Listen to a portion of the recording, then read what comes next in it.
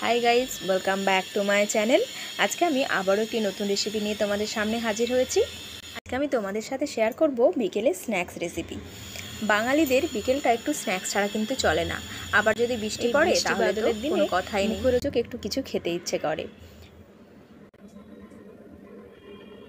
तो चटजलदिते आमरा अनेक दिन अनेक किछुई तो बानाई। तो आजकेर এই রেসিপিটা তোমরা একবার বাড়িতে বানাবে, আশা করছি সবার খুব ভালো লাগবে। শেয়ার করব লোটে মাছের একটা রেসিপি। তো এই লোটে মাছের রেসিপিটা আমার শর্ট ভিডিওতে দেওয়া আছে। তো শর্টে তো সব কিছু এইভাবে ডিটেলসে বলা যায় না, তাই একটা বড় ভিডিও তোমাদের সাথে শেয়ার করলাম। আর যারা লোটে মাছ পছন্দ করো না তারা একবার এভাবে খেয়ে দেখবে, লোটে মাছের বন্ধু হয়ে যাবে, সত্যি বলছি। তো দেখো এখানে আমি 4 থেকে 5টা লোটে মাছ নিয়ে নিয়েছি। তোমরা তোমাদের পরিমাণ অনুযায়ী লোটে মাছটা নিয়ে নেবে। এবার কেটে নেওয়ার পালা। তাই দেখো আমি কিভাবে কেটে নিচ্ছি সেটা তোমাদেরকে খুব ভালোভাবে বলে দিচ্ছি। তো প্রথমে পেটের দিকে যে অংশটা একটু আমি বটির সাহায্যে লম্বা করে কেটে ফেলে দিলাম। পেটের দিকের অংশটা কিন্তু দেবো না। তারপর দেখো দুভাগ করে নিচ্ছি। তো এমনভাবে কাটতে হবে যেমন পুরোটা না কাটা হয়ে যায়। ঠিক দেখো এভাবে কেটে নিতে হবে। তারপর মাঝখান থেকে দেখো সুন্দরভাবে কিন্তু কাটা হয়ে গেছে। এরপর কি করব, মাঝখানের যে কাঁটার অংশটা সেইটা ফেলে দেব। অনেক সময় কি হয়, কাঁটাটা মুখে লাগলে অতটা ভালো লাগে না খেতে, কাঁটাটা একটু হড়হড়ে মতো হয়। তো কাঁটাটা এভাবে কেটে ফেলে দেবে। এতে কি হবে, বাচ্চারাও খুব ভালোভাবে এটা খাবে।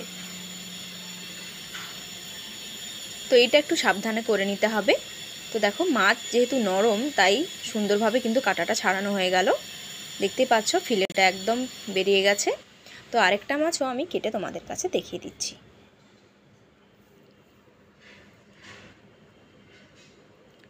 ঠিক দেখো লম্বা লম্বা করে একটু কেটে নিলাম। তারপর মাঝখান থেকে কাটার যে দিকটা ওটা আমি কেটে ফেলে দিলাম। ফিলেগুলো রেডি হয়ে গেছে। আর কতটা জল বেরিয়েছে তোমরা দেখেই বুঝতে পারছো। তো এই জলটা আমি ফেলে দেব। তো অন্য একটা পাত্র নিয়েছি যেখানে আমি মাছটাকে ম্যারিনেট করে নেব। তো সেখানে আমি মাছগুলোকে এক এক করে দিয়ে দিচ্ছি।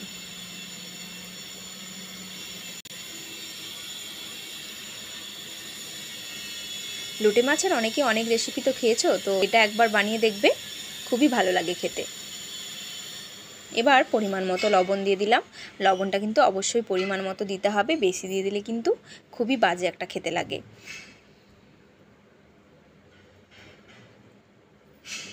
তো দেখো লবণটা দেওয়ার পর আমি এখানে এক টুকরো পাতিলেবু নিয়েছি, যেটা 2 থেকে 3 ফোঁটা করে আমি প্রত্যেকটা মাছের মধ্যে দিয়ে দিয়েছি।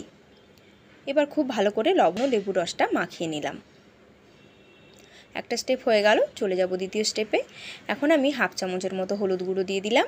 হাফ চামচের মতো দিয়ে দেবো কাশ্মীরি লঙ্কার গুঁড়ো, তোমরা চাইলে ঝাল লঙ্কার গুঁড়োও দিতে পারো। এরপর দিয়ে দেব রসুন আর কাঁচা লঙ্কা পেস্ট। এখানে 2টো বড় সাইজের কাঁচা লঙ্কা আর 5 থেকে 6টা রসুনের কুয়া আমি বেটে রেখেছি। তো সেইটা এখন দিয়ে দেব। তোমরা চাইলে আদার সাথেও বেটে নিতে পারো কাঁচা লঙ্কাটা। 1 চামচের মতো আদা বাটা দিয়ে দেব। দেখো প্রত্যেকটা মাছে আমি একটু একটু করে দিয়ে দিচ্ছি। আর দিয়ে দেব 2 চামচের মতো পেঁয়াজ বাটা। তো মশলাটা একটু বেশি পরিমাণে লাগবে। ভেতরে যত মশলা ঢুকবে তত কিন্তু মাছটা খেতেও বেশি ভালো লাগবে। তো দেখো এবার সমস্ত কিছু আমি মাখিয়ে নিচ্ছি মাছের গায়ে ভালো করে। তো এইভাবে মাখিয়ে প্রায় আধা ঘন্টার মতো ঢাকা দিয়ে রেখে দেব। মাছটা যতক্ষণ ম্যারিনেট হবে তত ভালো লাগবে খেতে। দেখো আধা ঘন্টা পর ফিরে এলাম। দেখো মাছ থেকে কিন্তু কিছুটা জলও বেরিয়েছে। তো জলটা আর ফেলার দরকার নেই। এবার আমি এখানে চুলোতে আমি বেসন দিয়ে দেবো। ফ্রাইং প্যানটা বসিয়ে দিয়েছি যেটাতে আমি মাছগুলো ভাজবো। তো প্যানটা একটু গরম হয়ে যাক। এখানে এবার 2 চামচের মতো দিয়ে দিলাম ময়দা। তো তোমাদের মাছের পরিমাণ অনুযায়ী মশলাগুলো কম বেশি করে নেবে। আর দিয়ে দেবো হাফ চামচের মতো গরম মশলার গুঁড়ো। আর বেশ খানিকটা ধনেপাতা কুচনো দিয়ে দিলাম এখানে। ধনেপাতাটা দিলে খুব সুন্দর একটা ফ্লেভার আসে। তো না থাকলে কিন্তু তোমরা স্কিপও করতে পারো। এবার খুব ভালো করে মাখিয়ে নেব। এর মধ্যে কিন্তু আর এক্সট্রা জল দেওয়ার দরকার নেই। মাছের মধ্যে যে জলটা বেরিয়েছিল সেটাই কিন্তু এখানে দিয়ে দিলাম। আর সুন্দরভাবে দেখো মাখানোও কিন্তু হয়ে গেল। এবার ভেজে নেওয়ার পালা। প্যানটা গরম হয়ে গেলে এখানে আমি তেল দিয়ে দিচ্ছি। এখানে আমি সাদা তেলে ভাজছি, তোমরা চাইলে সরষের তেলও ভেজে নিতে পারো। তো তেলটাকে একটু ছড়িয়ে দিলাম। প্রথমে 3 থেকে 4 চামচের মতো আমি তেলটা দিয়েছি। এই মাছগুলো কিন্তু ডুবো তেলে ভাজার কোনো দরকার নেই। ডুবো তেলে ভাজতে গেলে অনেক সময় মাছটা কিন্তু খুলে খুলে আসে, কারণ নরম মাছ তো, তাই এভাবে কিন্তু তাওয়ার মধ্যে দিয়েই সেঁকে নিতে হবে। তো প্রথমে তাওয়াটা গরম করে নিয়ে আমি মিডিয়ামে রেখেছি আঁচটাকে। মিডিয়াম টু লো আঁচে কিন্তু মাছগুলো রান্না করতে হবে। আর বেশি জাল দিয়ে ভেজে নিলে ওপরটা কিন্তু কালো হয়ে যাবে আর ভেতরে একদমই মাছটা নরম নরম থেকে যাবে। তো দেখো এক পিঠ দিয়ে আবার ওপর পিঠ থেকে আমি মশলাটা লাগিয়ে দিচ্ছি। ঠিক এভাবে করে নিতে হবে সমস্ত মাছগুলো। তো প্রথমে আমি 3টে ভেজে নিলাম। তো দেখো আঁচটাকে আমি মাঝে মধ্যে কিন্তু বাড়িয়ে দিচ্ছি, আবার মাঝে মধ্যে একদমই কমিয়ে দিচ্ছি। তো এইভাবে করেই কিন্তু মাছগুলোকে খুব ভালো করে ভেজে নিতে হবে। তো দেখো মাছগুলো উল্টানোর সময় আমি ভিডিওটা একদম স্কিপ করে গেছি, তাই আরেকটা উল্টে আমি দেখিয়ে দিলাম। খুবই সাবধানে করে নিতে হবে, কারণ মাছ খুবই নরম মাছ। আর এক পিঠ খুব ভালোভাবে হলে তারপরেই কিন্তু উল্টাতে হবে। আর এইভাবে 2-3 বার উল্টে পাল্টে মাছটাকে কিন্তু সেঁকে নিতে হবে।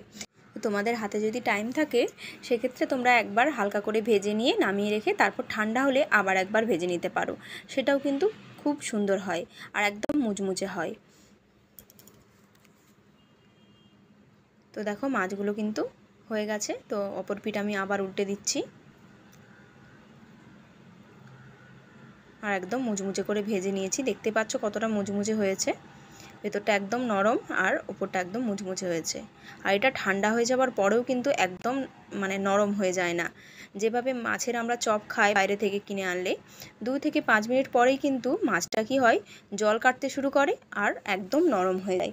তো এভাবে বানালে একটুও নরম হবে না আর জলও থাকবে না এর মধ্যে, তোমাদেরকে কথা দিচ্ছি। একবার এভাবে বানাবে, আশা করছি তোমাদেরও খুব ভালো লাগবে। তো দেখো আমি ভাজা হয়ে গেছে সমস্ত মাছগুলো। তো আমি অন্য একটা পাত্রে সার্ভ করে দিলাম। কতটা সুন্দর হয়েছে সেটা কিন্তু তোমরা দেখেই বুঝতে পারছো। তো এটা স্যালাডের সাথে আর সসের সাথে তো দারুণ লাগে, কিন্তু তোমরা ভাত দিয়েও খেতে পারো। এটা ভাত দিয়েও খুব সুন্দর লাগে। আমি মাছের সাথে 2টো লঙ্কাও ভেজেছিলাম, এখানে আমি মাছগুলোর সাথে দিয়ে দিলাম। ভিডিওটা ভালো লাগলে অবশ্যই একটা লাইক শেয়ার করে দেবে। আর চ্যানেলে যারা নতুন বন্ধু, চ্যানেলে সাবস্ক্রাইব করে আমার পাশে থাকবে। তো আজকের মতো আসি, দেখা হবে নতুন কোনো রেসিপি নিয়ে। ততক্ষণ সবাই ভালো থাকবে, সুস্থ থাকবে।